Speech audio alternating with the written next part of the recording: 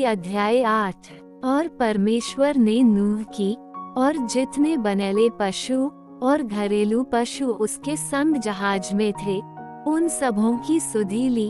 और परमेश्वर ने पृथ्वी पर पवन बहाई और जल घटने लगा और गहरे समुद्र के सोते और आकाश के झरोखे बंद हो गए और उससे जो वर्षा होती थी सो भी थम गई।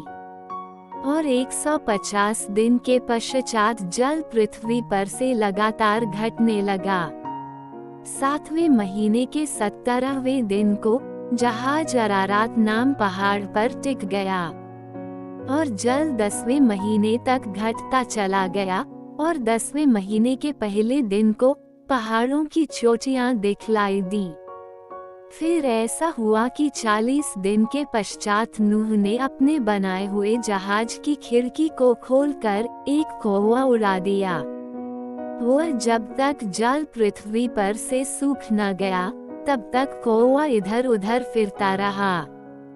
फिर उसने अपने पास से एक कबूतरी को उड़ा दिया कि देखे कि जल भूमि से घट गया कि नहीं।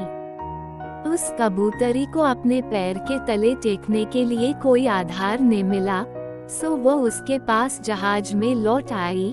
क्योंकि सारी पृथ्वी के ऊपर जल ही जल छाया था, तब उसने हाथ बढ़ाकर उसे अपने पास जहाज में ले लिया।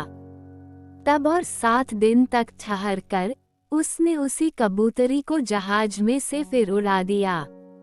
और कबूतरी सांझ के समय उसके पास आ गई तो क्या देखा कि उसकी चोंच में जलपाई का एक नया पत्ता है। इससे नूह ने जान लिया कि जल पृथ्वी पर घट गया है। फिर उसने 7 दिन और ठहरकर उसी कबूतरी को उड़ा दिया और वह उसके पास फिर कभी लौट कर न आई। फिर ऐसा हुआ कि 601 वर्ष के पहले महीने के पहले दिन जल पृथ्वी पर से सूख गया।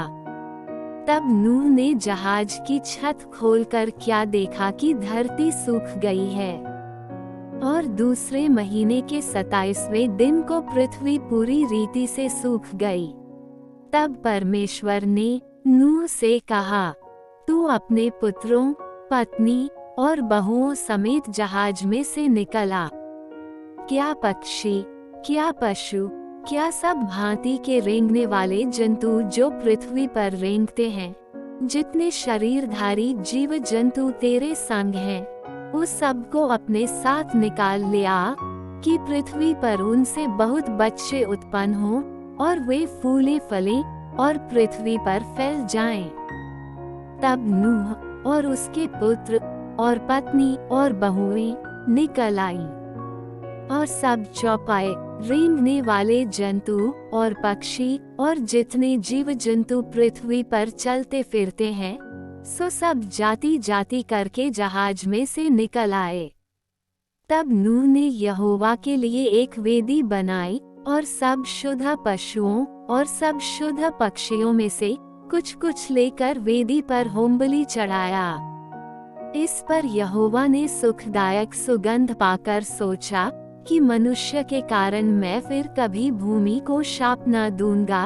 यद्यपि मनुष्य के मन में बचपन से जो कुछ उत्पन्न होता है सो बुरा ही होता है, तो भी जैसा मैंने सब जीवों को अब मारा है वैसा उनको फिर कभी न मारूंगा।